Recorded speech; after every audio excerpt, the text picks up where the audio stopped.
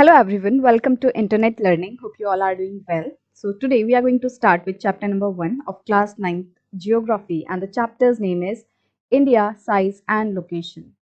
तो बेसिकली जो class 9th की ज्योग्राफी है उसमें हम क्या पढ़ने वाले हैं कि इंडिया की जो ज्योग्राफी है वो कैसी है। जैसे कि बुक का नाम ही है कंटेम्प्रेरी इंडिया, मतलब कि हम पूरी इंडियन ज्योग्राफी के बारे में पढ़ेंगे कि इंडिया का साइज क्या है, इंडिया की लोकेशन क्या है, अर्थ पे जो इंडिया है वो कहाँ पाया जाता है, इंडिया का कितना बड़ा लैंड मास है, कितना एरिया जो इंडिया का है वो पानी को टच करता है, उसके कितने जो है नेबर्स हैं, नेबरिंग कंट्रीज कौन कौन है। इस तरीके से हम इंडिया के बारे में पढ़ेंगे और इंडिया की जो जियोग्राफी है, मतलब कि इंडिया में किस तरीके के प्लांट्स एनिमल्स वो पाए जाते हैं, इंडिया में नदियाँ कितनी हैं, किस तरीके से जो है ड्रेनेज सिस्टम है, ये सारी चीज़ें जो है वो हम इस बुक में पढ़ेंगे।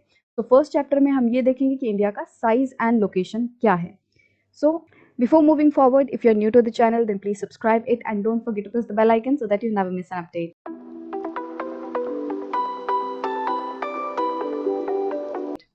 So let's start our today's chapter, India, Size and Location. India is one of the ancient civilisations in the world. तो इंडिया जो है वर्ल्ड की जितनी भी पुरानी सिविलाइजेशंस हैं उनमें से एक है। जैसे कि हम मेसोपोटामियन सिविलाइजेशन की बात करते हैं, इजिप्टियन सिविलाइजेशन, चाइनीज सिविलाइजेशन। तो इस तरीके से जो वर्ल्ड की बहुत सारी पुरानी सिविलाइजेशंस हैं उनमें से जो इंडिया है, इंडियन सिविलाइजेशन मतलब कि इंडस वैली सिविलाइजेशन, वो भी एक है। It has achieved multifaceted socio-economic progress during the last 5 decades. So अभी अगर हम हाल फिलहाल की बात करें तो पिछले 5 दशकों में, मतलब कि 50 सालों में इंडिया ने मल्टीफेसेटेड, मतलब कि चारों ही दिशाओं में, हर एरिया में इंडिया ने बहुत ज़्यादा जो है डेवलपमेंट की है। सोशियो इकोनॉमिक डेवलपमेंट हुई है, मतलब कि सोशली भी हमने डेवलप किया है, सामाजिक तौर पे भी और आर्थिक तौर पे भी हमने डेवलप किया है पिछले 5 दशकों में। It has moved forward, displaying remarkable progress in the field of agriculture, industry, technology and overall economic development. और इंडिया ने हर जो एरिया है उसमें जो है रिमार्केबल प्रोग्रेस डिस्प्ले की है, मतलब कि अच्छी खासी जो है प्रोग्रेस उसने दिखाई है। जैसे कि हम एग्रीकल्चर की बात करें, एग्रीकल्चर के फील्ड में बहुत पहले, मतलब कि जैसे इंडिपेंडेंस के टाइम जितना हमारे यहाँ एग्रीकल्चरल प्रोडक्शन होता था उससे आज कहीं गुना ज़्यादा प्रोडक्शन होता है। इंडस्ट्री के उसमें भी जो हम पहले, अगर आज से 75 ईयर्स की बात करते हैं पहले की, तो उस टाइम पे जो इंडस्ट्रीज थी वो सब इतनी नहीं थी, और आज अगर हम आज का इंडिया देखेंगे तो हमें बहुत ही अलग नज़र आता है। इसी तरीके से टेक्नोलॉजी के फील्ड में भी इंडिया जो है वो आईटी हब माना जाता है। यहाँ पे जो दूसरे देश की कंपनीज हैं वो अपने कामों को आउटसोर्स करती हैं, राइट। तो टेक्नोलॉजिकली हमने बहुत ज़्यादा डेवलप किया है और साथ ही साथ ओवरऑल जो इकोनॉमिक डेवलपमेंट है वो अच्छा हुआ है। India has also contributed significantly to the making of world history. अब इंडिया ने इस तरीके से पिछले कुछ टाइम में डेवलपमेंट तो की ही है, बट साथ ही साथ इंडिया ने वर्ल्ड की हिस्ट्री को बनाने में भी काफ़ी इंपॉर्टेंट रोल प्ले किया है। Now let's discuss about location of India. तो India is a vast country. तो इंडिया जो है एक बहुत ही बड़ी कंट्री है, lying entirely in the northern hemisphere. और इंडिया जो है वो पूरे तरीके से नॉर्दर्न हेमिस्फेयर में पड़ता है। नॉर्दर्न हेमिस्फेयर का क्या मतलब है? हमने अपनी 6th क्लास में पढ़ा था कि हमारी जो अर्थ है उसको हमने कुछ इमेजिनरी लाइंस में बांटा हुआ है। तो जो लाइन इंडिया मतलब अर्थ को बीचों बीच से काटती है उसको हम कहते हैं इक्वेटर या फिर 0 डिग्री लैटिट्यूड। तो ये जो 0 डिग्री लैटिट्यूड या फिर इक्वेटर है, इसके नॉर्थ में जो हिस्सा पड़ता है अर्थ का उसको हम कहेंगे नॉर्दर्न हेमिस्फेयर, और इसके साउथ में जो हिस्सा है उसको हम कहते हैं सदर्न हेमिस्फेयर। अब जिस तरीके से हमने अर्थ को हॉरिजॉन्टली बांटा है, इसी तरीके से हमने अर्थ को 2 पार्ट्स में वर्टिकली भी बांटा है। जैसे जो वर्टिकली लाइन अर्थ को बीचों बीच से काटेगी उसको हम कहते हैं 0 डिग्री लॉन्गिट्यूड, और इस 0 डिग्री लॉन्गिट्यूड के लेफ्ट में जो पार्ट है अर्थ का उसे हम कहेंगे वेस्टर्न हेमिस्फेयर, और इसके ईस्ट वाला जो हिस्सा है या राइट वाला जो हिस्सा है इसे हम कहेंगे ईस्टर्न हेमिस्फेयर। तो इन लॉन्गिट्यूड्स एंड लैटिट्यूड्स के बेसिस पे इंडिया की क्या लोकेशन है? The main land x tends between latitudes 8 degree 4 minute north and 37 degree 6 minute north.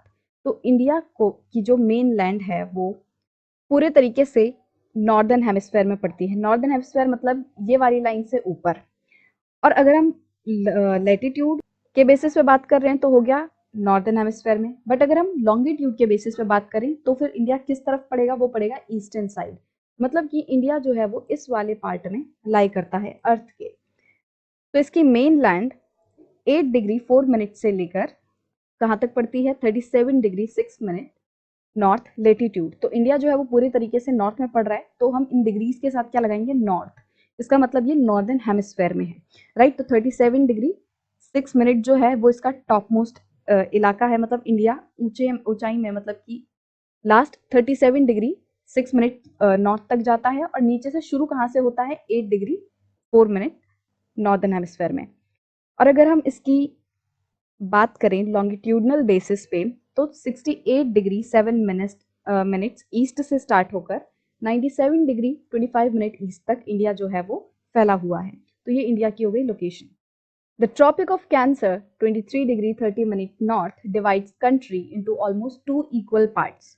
सो जो हमारा ट्रॉपिक ऑफ कैंसर है जो कि होता है 23 डिग्री 30 मिनट नॉर्थ में, और ये वाला जो लैटिट्यूड है ये इंडिया को लगभग बीचों बीच से काटता है। तो ये जो डॉटेड लाइन है ये ट्रॉपिक ऑफ कैंसर है।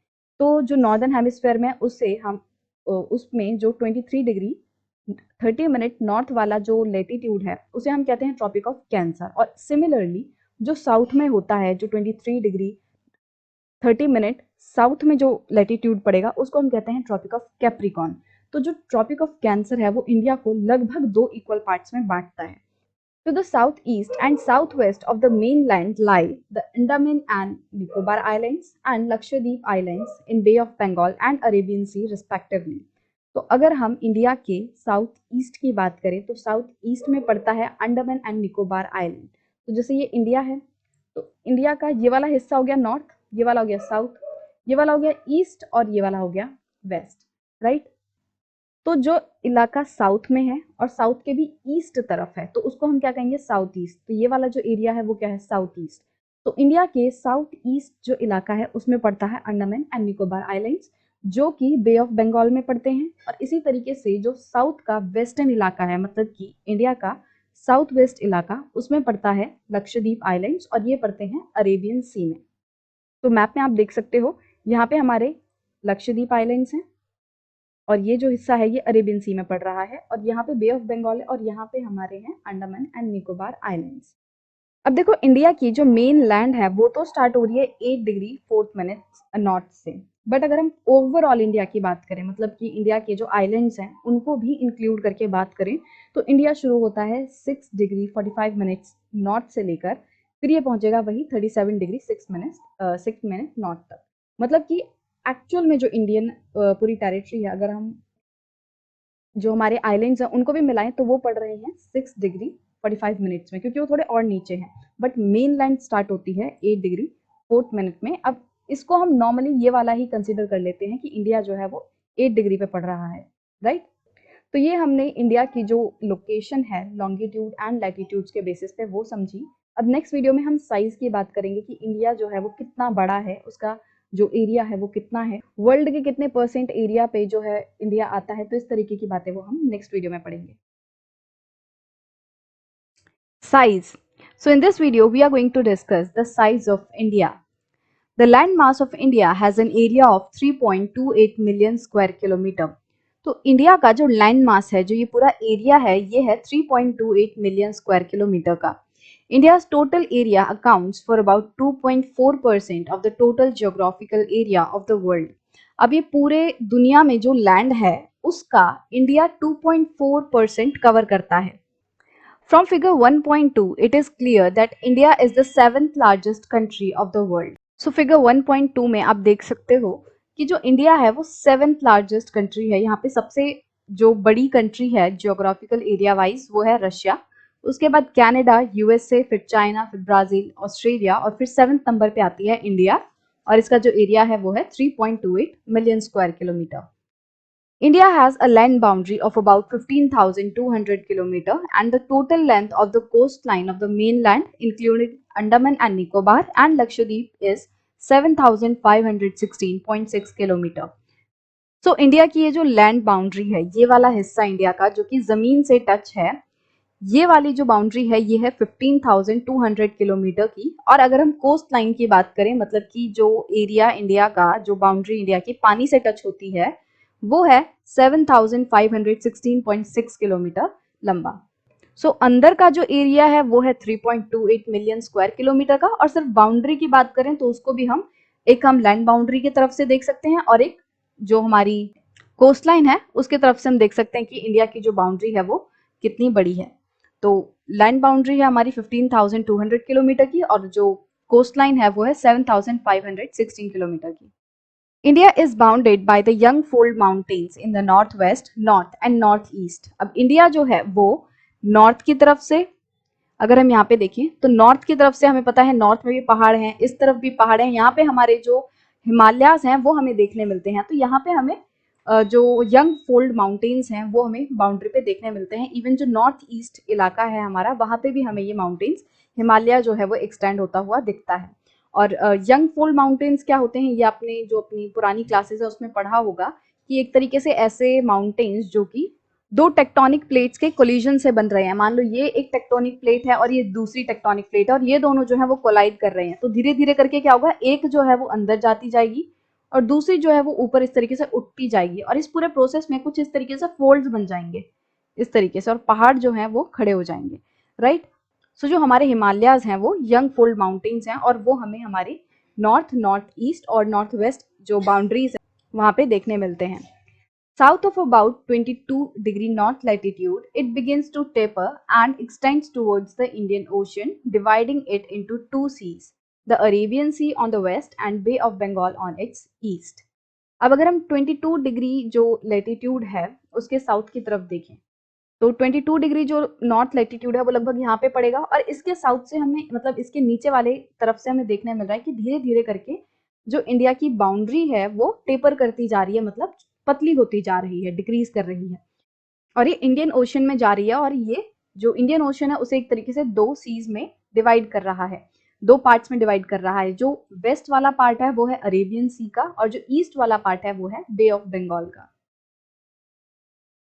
Look at figure 1.3 and note that the latitudinal and longitudinal extent of the mainland is about 30 degree.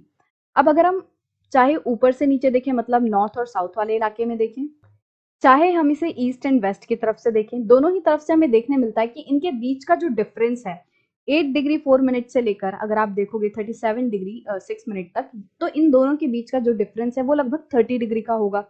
इसी तरीके से वेस्ट में जो 68 डिग्री 7 मिनट है और यहाँ पे 97 डिग्री 25 मिनट है, इन दोनों का भी जो डिफरेंस है वो लगभग 30 डिग्री आएगा। तो चाहे हम नॉर्थ और साउथ में देखें, चाहे हम ईस्ट और वेस्ट में देखें, हमें दोनों ही तरफ से इंडिया की जो बाउंड्रीज हैं उनका डिफरेंस लगभग 30 डिग्री का देखने मिलता है। Despite this fact, the east-west extent appears to be smaller than the north-south extent. अब भले ही दोनों का, चाहे नॉर्थ वेस्ट में, नॉर्थ साउथ में देखो और ईस्ट वेस्ट में देखो, दोनों ही तरफ से जो डिफरेंस है वो 30 डिग्री का ही है, बट हमें दिखने में ऐसा लगता है कि इंडिया की जो ईस्ट वेस्ट वाली जो बाउंड्रीज के बीच में डिफरेंस है वो कम है, और हमें जो नॉर्थ साउथ वाली जो बाउंड्री है, या यूं कहें इन दोनों की ये जो डिस्टेंस है, ये ज्यादा दिखने मिलता है। हमें लगता है देखने में कि इंडिया जो है वो इस तरीके से लंबा है और यहाँ से वो छोटा है। हालांकि इन दोनों के बीच का जो डिफरेंस है लेटिट्यूडनल एंड लॉन्गिट्यूडनल वाइज, वो इन दोनों के बीच का जो डिफरेंस वो लगभग 30 डिग्री का ही है, बट फिर भी दिखने में ऐसा लगता है कि जो लंबाई है वो इंडिया की वो थोड़ी बड़ी है। From the Gujarat to Arunachal Pradesh there is a time lag of 2 hours. अब अगर हम इनकी एक्सट्रीम बाउंड्रीज को देखें ईस्ट एंड वेस्ट में, तो यहाँ गुजरात से लेकर अरुणाचल प्रदेश के जो बीच का डिफरेंस है, मतलब इंडिया का मोस्ट वेस्टर्न पॉइंट और इंडिया का मोस्ट ईस्टर्न पॉइंट जो है, इन दोनों के बीच का जो डिफरेंस है वो लगभग 2 घंटे का आता है। अब ऐसा क्यों है? देखो, हमें पता है जो अर्थ है वो वेस्ट टू ईस्ट मूव करती है, मतलब कि वो इधर से वेस्ट वाले तरफ से ईस्ट तरफ को वो मूव करती है। इसका मतलब मान लो सूरज इधर है तो पहले ये वाला जो इलाका है इस पे जो सूरज है उसकी किरण पड़ेगी, और उसके बाद धीरे धीरे करके जैसे जैसे ये जो पॉइंट है वो मूव होता जाएगा, जो अर्थ है वो मूव होती जाएगी, धीरे धीरे करके ये वाले जो हिस्से हैं वो भी आगे आते जाएंगे और फिर उन पे उजाला होगा, उन पे सुबह होगी। मतलब कि पहले जो सुबह है वो इस वाले इलाके में होगी, और इनमें 2 घंटे का जो डिफरेंस है वो कैसे आता है? अर्थ का जो टोटल टाइम लगता है उसको अपनी एक रोटेशन कंप्लीट करने में वो लगता है 24 आवर्स, मतलब कि पूरे एक दिन में और एक रात को मिला के जो अर्थ है वो अपना एक रोटेशन कर पाती है। तो इसका मतलब अर्थ जो है वो 24 आवर्स में 360 डिग्री जो है उसका टर्न ले लेती है। अर्थ 24 आवर्स में 360 डिग्री कवर कर लेती है। इसका मतलब 1 डिग्री में अर्थ कितना कवर करेगी? अगर ये 24 आवर्स है तो 24 अपॉन 360 यहाँ पे रह जाएगा 1। तो मतलब 1 डिग्री अगर अर्थ जो है वो मूव कर रही है, हमारी अर्थ पे क्या है, हमने मेरिडियंस बना रखे हैं, जो हमारे लॉन्गिट्यूड है वो बना रखे हैं। तो अगर 1 डिग्री लॉन्गिट्यूड से अर्थ मूव करेगी तो कितने टाइम का अंतर आएगा, तो उसमें कितना टाइम आगे बढ़ जाएगा। तो जैसे ही अर्थ 1 डिग्री मूव करेगी, 1 डिग्री रोटेट करेगी, वैसे ही इसको अगर हम मिनट्स में करें तो 24 आवर्स इंटू 60 कर देते हैं तो ये मिनट्स हो जाएगा। तो हमें देखने मिलेगा कि 1 डिग्री कंप्लीट होने में जो टाइम लगता है वो लगता है 4 मिनट, राइट। और हम कह रहे हैं कि जो हमारा वेस्ट एंड ईस्ट का डिफरेंस है इंडिया में वो कितना है, वो 30 डिग्री का है लगभग। अब 30 इंटू अगर आप 4 करोगे तो कितना बनेगा, 120 मिनट्स बनेगा। 120 मिनट्स मतलब 2 आवर्स। इसीलिए जो डिफरेंस है वो कितना है, लगभग 2 घंटे का है। तो जो हमारे ईस्टर्न इलाके हैं यहाँ पे थोड़ा जल्दी सुबह होगी और जो हमारे वेस्टर्न इलाके हैं यहाँ पे बाद में सुबह होगी। तो ये जो डिफरेंस है वो है 30 मिनट्स का, 30 डिग्रीज का, और उसकी वजह से टाइम का कितना डिफरेंस पड़ जाता है, क्योंकि 1 डिग्री पे 4 मिनट का डिफरेंस पड़ता है। 1 डिग्री अगर अर्थ रोटेट कर रही है तो इसका मतलब वो 4 मिनट कवर कर रही है, या 4 मिनट में वो 1 डिग्री मूव करती है। तो यहाँ पे 30 डिग्री का एरिया 30 डिग्री तक पहुंचने के लिए उसको कितना टाइम लगेगा, 2 घंटे में यहाँ पे जाके जो है सुबह हो पाएगी। पहले अगर यहाँ सुबह हुई है तो इस जगह के सुबह होने के लगभग 2 घंटे बाद हमें यहाँ गुजरात में सुबह देखने मिलेगी।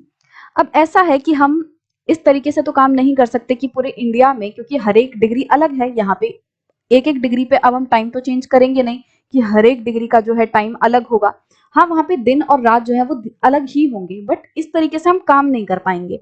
तो क्योंकि हमें एक ऐसा टाइम चाहिए जो कि सबके लिए सेम हो, ताकि हम अपनी कन्वीनियंट जो है कन्वीनियंटली काम कर सकें, उस चीज के लिए हमें कोई ऐसा टाइम चाहिए जो कि सबके लिए सूटेबल हो, राइट। तो उसके लिए हमने क्या रखा है, हमारा स्टैंडर्ड मेरिडियन ऑफ इंडिया है, राइट।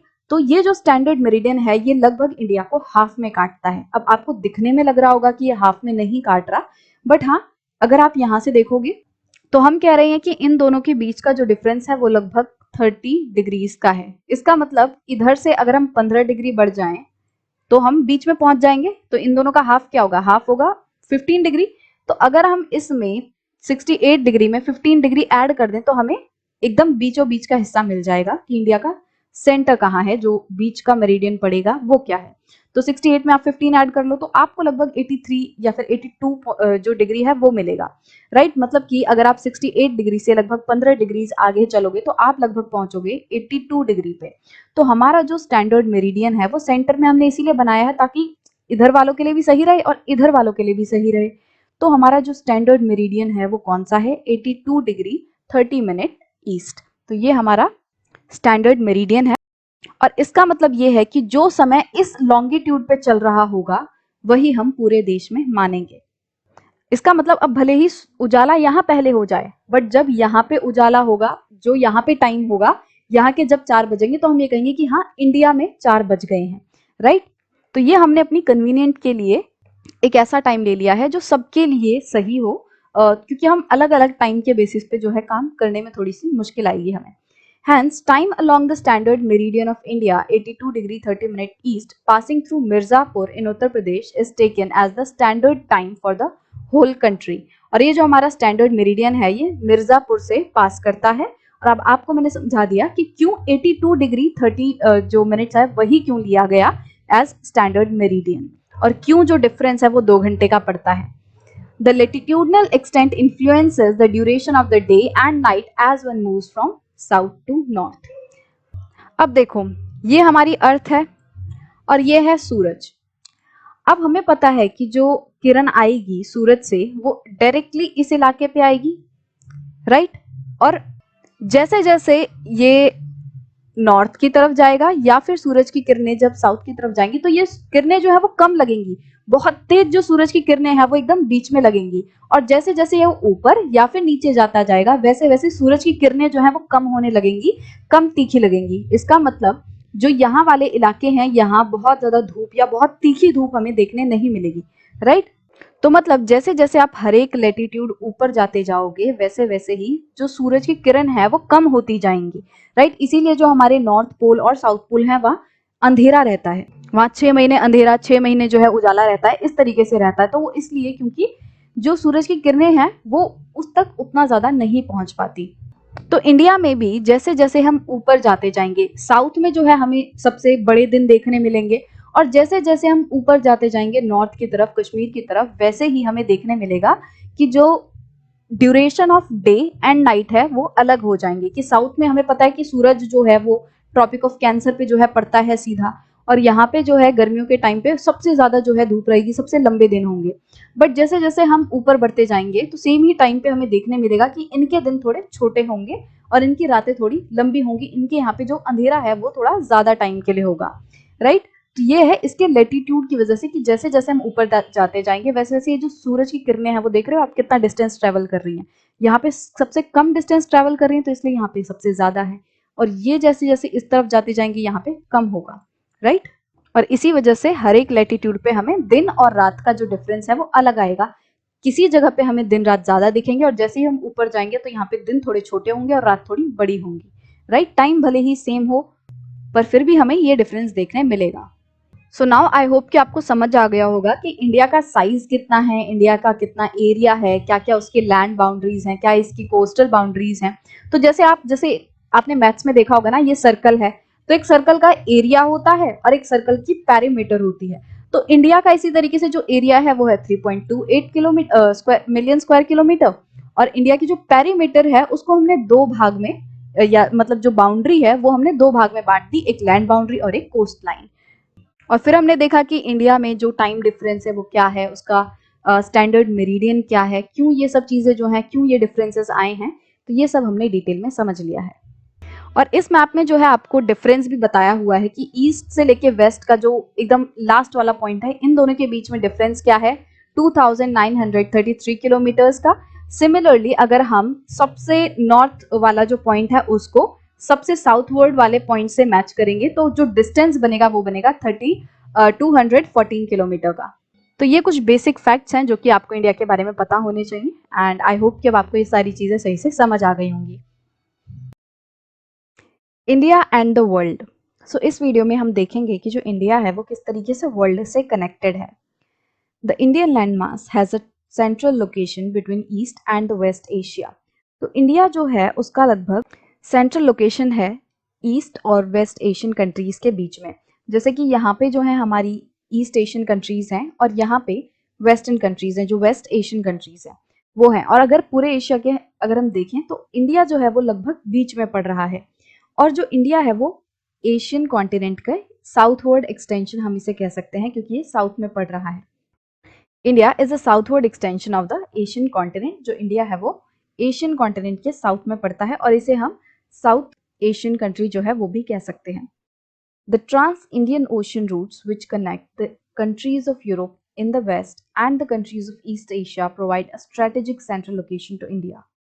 वो वाले रूट्स जो कि इंडियन ओशन से होते हुए जाते हैं और जो यूरोप की कंट्रीज और ईस्ट एशियन नेशंस को जोड़ते हैं, तो ऐसे रूट्स के बीचों बीच लगभग इंडिया जो है वो पड़ता है, राइट। मतलब कि यहाँ पे हमें पता है यूरोप है इसके ऊपर, राइट। और इस तरफ हमारी जो ये ईस्टर्न कंट्रीज हैं वो हैं ईस्ट एशियन कंट्रीज। तो इनके बीच में जो हमारे ये सी रूट पड़ रहा है, हमारा जो इंडियन ओशन का रूट पड़ रहा है, तो उसके बीच में भी इंडिया एक इंपॉर्टेंट रोल प्ले कर रहा है। जैसे कि आप ये जो डॉटेड लाइंस हैं वो देख सकते हो, ये सी रूट्स दिखाए हुए हैं, और इन डॉटेड लाइंस में देख सकते हो कि इंडिया किस तरीके से कनेक्टेड है। अगर यहाँ से कोई आ रहा है तो वो इंडिया पे रुक सकता है, और इस तरीके से इंडिया जो है वो इन लोगों के बीच में एक जो कनेक्टिंग पॉइंट है वो बनता है यूरोप के और ईस्ट एशियन कंट्रीज के बीच में।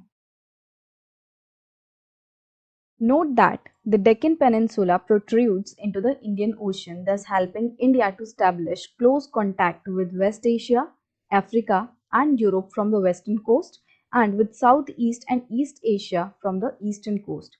अब देखो इंडिया की जो लोकेशन है वो ऐसी है कि इंडिया जैसे हमने शुरू में ही पढ़ा था कि एक तरीके से इंडियन ओशन को दो पार्ट्स में डिवाइड कर रहा है। और क्योंकि इंडियन ओशन में इसकी इतनी सिग्निफिकेंट लोकेशन है उसकी वजह से क्या है, इंडिया बहुत ही अच्छे से जो वेस्ट में कंट्रीज हैं जैसे कि अफ्रीकन कंट्रीज हो गई, वेस्ट एशियन कंट्रीज और यूरोपियन कंट्रीज हो गई, उनसे वो अपने वेस्टर्न कोस्ट कोस्ट से, तो ये वाला जो कोस्ट लाइन है इससे वो इस तरफ की कंट्रीज से कनेक्ट कर पाता है, और जो ईस्टर्न कोस्ट है उससे वो साउथ ईस्टर्न और ईस्टर्न जो नेशंस हैं, ईस्टर्न एशिया के जो नेशंस हैं उनसे कनेक्ट कर पाता है। No other country has a long coastline on the Indian Ocean as India has, and indeed it is the India's eminent position in Indian Ocean which justifies the naming of an ocean after it. अब कोई भी ऐसी country नहीं है Indian ocean में जिसकी की इतनी बड़ी कोस्ट लाइन हो जितनी की इंडिया की है, और क्योंकि इंडिया की इतनी इंपॉर्टेंट पोजीशन है इंडियन ओशन में, तो हम कह सकते हैं कि जो इंडियन ओशन का नाम पड़ा है इंडिया के ऊपर, उसको हम कह सकते हैं कि ये काफ़ी जस्टिफाइड है, क्योंकि इंडिया की बहुत ही इंपॉर्टेंट पोजीशन है इंडियन ओशन में। तो अकेला ऐसा ओशन है जिसका कि नाम किसी कंट्री के ऊपर रखा गया है, इंडियन ओशन, और इसे हम कह सकते हैं कि ये बिल्कुल सही रखा गया है क्योंकि इंडिया एक प्रोमिनेंट जो पोजीशन है यहाँ पे लिए हुआ है। Since the opening of the Suez Canal in 1869, India's distance from Europe has been reduced by 7,000 kilometre. अब देखो 1869 में यहाँ पे एक स्विस कैनाल जो है वो खोली गई। स्विस कैनाल जो है उसकी पोजीशन यहाँ पे है, यहाँ पे स्विस कैनाल है। अब देखो जब ये कैनाल नहीं थी तो यहाँ पे लैंड मास है, इसका मतलब कि यहाँ पे जो हम अगर ट्रेवल करना चाहें तो नहीं कर पाएंगे पानी के थ्रू। अगर हम यहाँ से अपनी शिप वगैरह लेके आते हैं तो हमें यहाँ पे ज़मीन मिलेगी, और अगर ये ज़मीन हट जाए तो हम सीधे वापस सी में कनेक्ट होके यूरोपियन कंट्रीज तक इजीली पहुँच सकते हैं। तो इसीलिए जो स्विस कैनाल है उसे खोला गया ताकि ये जो ट्रैवलिंग है, जो रूट है वो और थोड़ी ईजी हो जाए। तो पहले इंडिया को किस तरीके से जाना पड़ता था, इंडिया को अगर ट्रैवल करना है या फिर किसी को इंडिया में आना है तो उसे ये रूट अपनाना पड़ता था कि वो इधर से होके अफ्रीका जो पूरा कॉन्टिनेंट है उसके नीचे से होकर इस तरफ से वो यूरोप पहुंचते थे। अब क्योंकि स्विस कैनाल है यहाँ पे, तो इससे क्या होगा कि अगर किसी को इंडिया आना है या जाना है तो वो स्विस कैनाल से होते हुए यूरोप आराम से पहुंच जाएगा, ठीक है, और यूरोप से भी वो इसी तरीके से आ सकता है। तो ये जो डिस्टेंस था पहले इस तरीके से जाके कवर करना पड़ता था, और अब ये जो डिस्टेंस है वो 7,000 किलोमीटर से कम हो गया है, और बहुत ही कम टाइम में अब हम इजीली यूरोप से कनेक्ट कर सकते हैं। India's contacts with the world have continued through ages, but her relationships through the land routes are much older than her maritime contacts. अब ऐसा नहीं है कि जो इंडिया है वो अभी ही दूसरे वर्ल्ड से कनेक्ट होना स्टार्ट हुआ है, जो दूसरी कंट्रीज हैं वर्ल्ड में उनसे कनेक्ट होना स्टार्ट हुआ है, ऐसा नहीं है। बहुत ही पुराने टाइम में, एंशियंट टाइम से इंडिया जो है वो पूरे वर्ल्ड से कनेक्ट करता आ रहा है। पुराने टाइम में हमारी जो ट्रेड है वो होती थी दूसरे कंट्रीज के साथ, कल्चर जो है वो एक्सचेंज हुआ है, मतलब कि पुराने टाइम से ही इंडिया जो है वर्ल्ड के साथ कॉन्टैक्ट में था। बट ये जो कॉन्टैक्ट है वो पहले वाले टाइम में लैंड रूट के थ्रू ज़्यादा था, मतलब ज़मीन से लोग आते जाते थे। जो पानी के थ्रू है, ये जो समुद्र के थ्रू है, वो लोग इतना नहीं आते थे उस टाइम तक। ये रूट्स वगैरह जो है वो डेवलप नहीं हुए थे, और जब तक बोट डेवलप नहीं हुई थी, जो शिप्स वगैरह हैं वो अगर इन्वेंट नहीं हुई थी, तब तक तो फिर सिर्फ और सिर्फ लैंड रूट ही इस्तेमाल होता था। तो जैसे ही ये सारे रूट्स जो हैं वो डिस्कवर किए गए, शिप्स वगैरह की इन्वेंशन हुई, तो उसके साथ साथ धीरे धीरे जो मेरी टाइम वाले रूट्स हैं वो भी डेवलप होना शुरू हो गए। तो इंडिया के कॉन्टैक्ट्स तो हैं वर्ल्ड से बहुत पहले से, बट जो लैंड वाला रूट है वो शुरू में यूज किया जाता था, और फिर बाद में जो मैरीटाइम कॉन्टैक्ट्स हैं वो बने, मतलब कि समुद्र के रास्ते लोग बाद में आना शुरू हुए हैं। The various passes across the mountains in the north have provided passages to the ancient travelers, while the oceans restricted such interaction for a long time. तो जो हमारे नॉर्थ में बहुत सारे पासेस हैं, पासेस क्या होते हैं, जैसे ये दो पहाड़ हैं, तो इन दो पहाड़ के बीच में ये वाला जो गैप है इसको हम पास कहेंगे, क्योंकि अगर आपको एक जगह से दूसरी जगह पे जाना है तो उसके लिए आपको क्या करना पड़ेगा, या तो पूरा पहाड़ चढ़ के आप जाओ, तो वो चीज़ तो पॉसिबल नहीं है। दूसरा आप क्या कर सकते हो कि इन दो पहाड़ों के बीच में जो गैप है आप उसको यूज कर सकते हो। तो ये वाला जो गैप है, ठीक है, इसको हम पास कहते हैं। तो इन पासेस के थ्रू लोग इंडिया में आते थे नॉर्थन साइड से, और बहुत लंबे टाइम तक लोगों ने ये लैंड रूट ही इस्तेमाल किया है, और बाद में उन लोगों ने लोग जो हैं वो ओशन से आना शुरू हुए हैं। These routes have contributed in the exchange of ideas and commodities since the ancient times. और ये जो रूट्स हैं इन्होंने बहुत ही पुराने टाइम से किस चीज़ में कंट्रीब्यूशन दिया है, एक्सचेंज ऑफ आइडियाज़। अब अगर कोई हमारे देश में आएगा तो वो अपने आइडियाज़, अपने कल्चर लेके आएगा, वो किस तरीके से रहते हैं, किस तरीके से ड्रेस पहनते हैं, क्या उनकी भाषा है, क्या उनके आइडियाज़ हैं, वो सब वो यहाँ लेके आएगा। और जब वो यहाँ कुछ दिन रहेगा तो यहाँ के लोगों से कुछ सीखेगा कि यहाँ पे लोग किस तरीके से रह रहे हैं। फिर जब वो अपने घर वापस जाएगा तो वो वहाँ के लोगों को यहाँ की चीज़ें सिखाएगा, इंडियन चीज़ें सिखाएगा और यहाँ पे आके वो अपनी बातें सिखाएगा कि हम ऐसे रहते हैं। तो इस तरीके से जो कल्चर हैं वो एक्सचेंज होते हैं, आइडियाज़ एक्सचेंज होते हैं। The ideas of Upanishads and Ramayana, the stories of Panchtantra, the Indian numerals and the decimal system thus could reach many parts of the world. So इन रूट्स के through, भले ही वो land routes हों, ocean routes हों, इनके through क्या हुआ है, इंडिया के जो आइडियाज़ हैं, जो उपनिषद वगैरह हैं, रामायण है, हमारी पंचतंत्र की कहानियाँ हैं, ये सारी चीज़ें, साथ ही साथ जो इंडियन न्यूमरल्स हैं, जो इंडिया का नंबर सिस्टम है वो, डेसिमल सिस्टम है वो, ये सारी चीज़ें जो हैं वो इन रूट्स के थ्रू वर्ल्ड के दूसरे पार्ट्स तक, दूसरे कंट्रीज तक पहुंच पाए हैं। तो ये कैसे हुआ, जब जो कोई ट्रेडर है हमारे कंट्री में आ रहा है, कोई भी पर्सन अगर दूसरे देश से हमारी कंट्री में आ रहा है तो वो अपनी चीज़ें भी हमें सिखाएगा और हमारी चीज़ें भी वो सीख के बाहर ले जाएगा। The spices, muslin and other merchandise were taken from India to different countries. तो इंडिया के जो स्पाइसेस हैं वो बहुत ही ज़्यादा फेमस हैं, जो मसाले हैं इंडिया के, तो उनको खरीदने के लिए वर्ल्ड के अलग अलग पार्ट से लोग आते थे। मुस्लिम जो है, मतलब कि ये एक कॉटन टेक्सटाइल है, तो जो हमारी कॉटन टेक्सटाइल है वो भी पुराने टाइम से, एंशियंट टाइम से पूरे वर्ल्ड वाइड बहुत ज़्यादा फेमस रही है। तो मुस्लिम जो है वो एक तरीके का कपड़ा है जिसमें लोग जो है ट्रेड करते हैं। तो इसी तरीके के जो और सारे प्रोडक्ट्स हैं, जो मर्चेंडाइज हैं, उन्हें लोग इंडिया में खरीदने आते थे और उनसे ट्रेड करने के लिए वो यहाँ आते थे। On the other hand, influence of Greek sculpture and the architectural styles of dome and minarets from West Asia can be seen in different parts of our country. तो ऐसा नहीं है कि जो हमारे देश की चीज़ें हैं वही वर्ल्ड के दूसरे पार्ट तक पहुंची हैं। तो जो दूसरे कंट्रीज हैं उनसे हमने भी बहुत कुछ सीखा है, जैसे कि ग्रीक स्कल्पचर, मतलब कि जो ग्रीस में मूर्ति बनाने का जो स्टाइल है वो हमने सीखा, वो हमने ग्रीस से सीखा। आर्किटेक्चरल स्टाइल, तो जो वेस्ट एशियन कंट्रीज हैं उनके वहाँ पे किस तरीके से बिल्डिंग्स वगैरह बनाई जाती हैं, जो वहाँ का स्टाइल है वो हमने इंडिया में लाया। और इसी तरीके से बहुत सारी चीज़ें जो हैं वो वर्ल्ड की हमने सीखी। India's neighbors. So in this video we are going to talk about the neighboring countries of India. India occupies an important strategic position in south Asia. So last video में हमने देखा था कि किस तरीके से जो इंडिया है उसकी बहुत ही इंपॉर्टेंट पोजीशन है इंडियन ओशन में और साउथ एशिया में। किस तरीके से जो इंडिया है वो यूरोपियन कंट्रीज या फिर जो हमारी वेस्टर्न नेशंस हैं उनको, और जो ईस्टर्न नेशंस हैं, जो ईस्ट एशियन नेशंस हैं, उनको कनेक्ट करता है। लैंड के थ्रू भी एक सेंट्रिक रोल प्ले करता है और जो ओशियन रूट्स हैं उनमें भी इंडिया एक सेंट्रिक पोजीशन अपनाए हुआ है। India has 28 states and 8 union territories. तो इंडिया में 28 स्टेट्स हैं, 28 राज्य हैं और 8 यूनियन टेरिटरीज हैं। India shares it's land boundaries with Pakistan and Afghanistan in the north west, China, Tibet, Nepal and Bhutan in the north and Myanmar and Bangladesh in the east. तो अगर आप नॉर्थ में देखोगे तो यहाँ पे ये अफगानिस्तान जो है वो इंडिया को टच करता है। नॉर्थ वेस्ट में जो पाकिस्तान है वो इंडिया की बाउंड्री से टच है। यहाँ पे अगर हम देखेंगे तो नेपाल इंडिया की बाउंड्री को टच कर रहा है, भूटान, यहाँ पे चाइना या फिर और ये जो तिब्बत है वो। फिर ईस्ट में हमें यहाँ दिख रहा है म्यांमार, बांग्लादेश। तो ये सारे जो नेशंस हैं ये हमारी लैंड बाउंड्री को टच कर रहे हैं। Pakistan, Afghanistan, China, Nepal, Bhutan, Bangladesh and Myanmar. Our southern neighbors across the sea consist of two island countries, namely Sri Lanka and Maldives. तो ये तो हमने बात की कि हमारी लैंड नेबरिंग कंट्रीज हैं, ऐसी कंट्रीज जो कि हमारी लैंड बाउंड्रीज को टच कर रही हैं। और साउथ में अगर देखें जो हमारी सी नेबरिंग कंट्रीज हैं वो दो आइलैंड नेशंस हैं। तो पहला है श्रीलंका और दूसरा ये मालदीव्स। तो ये दो कंट्रीज हमें साउथ में हमारे नेबरिंग कंट्रीज के तौर पे दिखाई देती हैं। Sri Lanka is separated from India by a narrow channel of sea formed by the Park Strait and Gulf of Mannar, while Maldives Islands are situated to the south of Lakshadweep Islands. तो India और श्रीलंका को जो park straight है वो अलग करता है।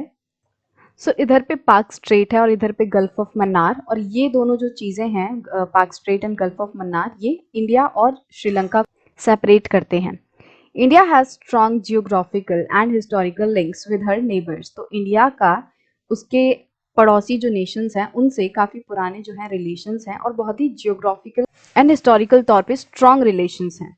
Look at the physical map of Asia in your atlas and note how India stands apart from the rest of Asia. तो पहले अगर हम बात करें कि किस तरीके से इंडिया का उसके जो नेबर कंट्रीज हैं उनसे स्ट्रांग लिंक्स हैं हिस्टोरिकली एंड जियोग्राफिकली, तो हम देख सकते हैं कि जैसे हम हिस्ट्री में पढ़ते हैं कि एंशियंट टाइम्स में बहुत सारे एम्पायर्स ऐसे रहे हैं जिन्होंने कि अफगानिस्तान के काफ़ी सारे हिस्सों को अपना पार्ट, अपने एम्पायर का पार्ट बना चुका है, राइट। पाकिस्तान और बांग्लादेश तो पहले से ही हमारे जो हैं पार्ट थे, बाद में अलग हुए। इसी तरीके से चाइना के साथ हमारे जो ट्रेड रिलेशंस हैं वो रहे हैं।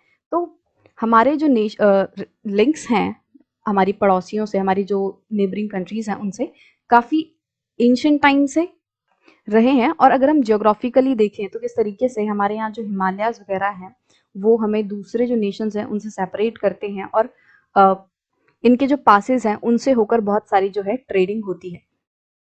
और अगर हम बात करें कि इंडिया किस तरीके से बाकी एशियन कंट्रीज से अलग है, तो अगर हम ज्योग्राफिकली अगर अगेन बात करें तो ऐसे इंडिया की स्पेसिफिक जो फीचर्स हैं जैसे माउंटेन्स हो गए, हमारे हिमालयाज हो गए, जो कि एक तरीके से हमारे नॉर्थ में बैरियर्स की तरह खड़े होते हैं, सेफ गार्ड की तरह खड़े होते हैं, जो कि हमें काफ़ी सारे अटैक्स वगैरह से बचाते हैं, इन्वेजन से उन्होंने हमें बचाया है। तो नॉर्मली क्या है, हमें ज़्यादातर जो इन्वेजन्स हुए हैं दूसरे देशों से, मतलब जो बाहर के लोग हमारे देश में आए हैं, वो हमें देखने मिला है कि इस तरफ से नॉर्थ वेस्ट तरफ से जो है इन्वेड हुआ है।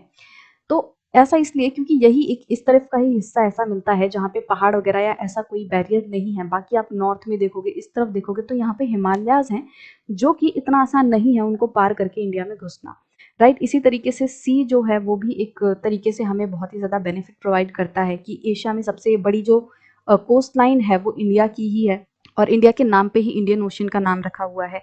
और इंडिया का कल्चर जो है वो बहुत ही डिस्टिंक्ट है, बहुत कल्चरल डाइवर्सिटी है। हमारा देश ऐसा देश है जहाँ पे आपको हर तरीके का मौसम देखने मिलेगा, यहाँ पे आपको हर तरीके के जो मोस्ट जो जोग्राफिकल फीचर्स हैं वो आपको यहाँ देखने मिलेंगे। यहाँ पहाड़ है, यहाँ डेजर्ट है, आपको नदियाँ देखने मिलेंगी, मतलब जितनी भी मैक्सिमम चीज़ें आप ज्योग्राफी में पढ़ते हो ना उनके एग्जाम्पल्स आपको इंडिया में ही देखने मिल सकता है। और लार्जेस्ट डेमोक्रेटिक कंट्री है, तो इस तरीके से इंडिया जो है वो बाकी जो दूसरे एशियन कंट्रीज हैं उनसे अलग होता है। सो यहाँ पे डू यू नो में एक सेक्शन दिया हुआ है। So before 1947 there were two types of states in India. तो 1947 मतलब कि आज़ादी से पहले इंडिया में दो तरीके की स्टेट्स थी, the provinces and princely states. तो एक तो थी प्रोविंसेस, कुछ ऐसी स्टेट्स थी जिन्हें हम प्रोविंसेस कहते थे, और कुछ ऐसी स्टेट्स थी जो कि प्रिंसली स्टेट्स थी। Provinces were ruled directly by British officials who were appointed by the Viceroy।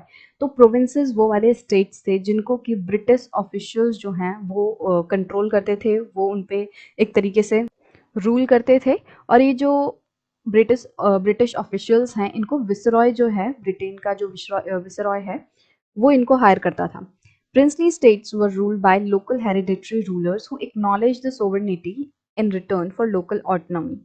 तो जो प्रिंसली स्टेट्स थी वो ऐसे स्टेट्स हैं जिनको कि हेरिडिटरी रूलर्स, मतलब जो पुराने राजा महाराजा थे उन्हीं के जो लोग हैं, उनके जो वंशज हैं वो वहाँ पे रूल कर रहे हैं, बट उन्होंने जो ब्रिटिशर्स हैं उनकी सोवर्निटी को एक्सेप्ट कर लिया है कि ठीक है तुम ही मेन जो है यहाँ के कंट्रोलर हो, बट हम जो है अपने एरिया को कंट्रोल करेंगे। उनको ऑटोनॉमी मिल जाती है।